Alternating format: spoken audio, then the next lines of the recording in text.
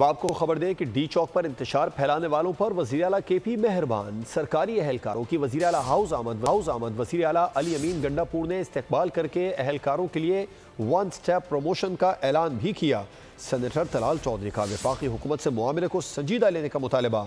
कहा सूबे में मौजूद वफाकी नुमाइंदों को इन तरक्कियों पर किरदार अदा करना चाहिए।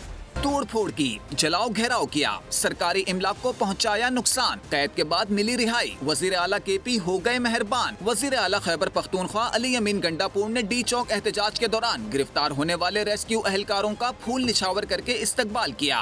मुलाकात में नवाजिशात की बरसात कर दी। रेस्क्यू अहलकारों की वन स्टेप प्रमोशन, 1 माह की इजाफी तनख्वाह, अलाउंसेस में इजाफे की यकीन दहानी, रिटायरमेंट की उम्र भी 50 से 60 साल करने का वादा कर लिया। 1 हफ्ते आराम के लिए छुट्टी भी इनायत कर दी। सेनेटर तलाल चौधरी ने वफाकी हुकूमत पर जोर दिया कि वजीर आला खैबर पख्तूनख्वा की तरफ से इस्लामाबाद पर चढ़ाई करने में मुलव्विस सरकारी मुलाजमीन को तरक्कियां और मराद देने के इकदाम का नोटिस लिया जाए। सेनेट इजलास में कहा, जमानत पर रिहाई के बाद वजीर आला ने उन्हें अपने दफ्तर बुलाकर 1 हफ्ते की छुट्टी और तरक्कियां देने का ऐलान किया। वफाकी हुकूमत इस मामले को संजीदा ले, ये रिवायत अच्छी नहीं।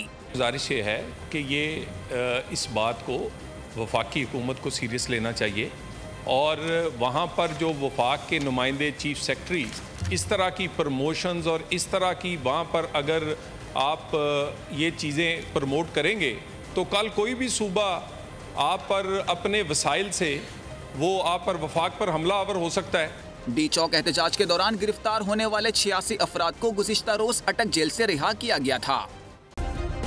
सब्सक्राइब करें और बेल दबाएं ताकि कोई खबर रह न जाए।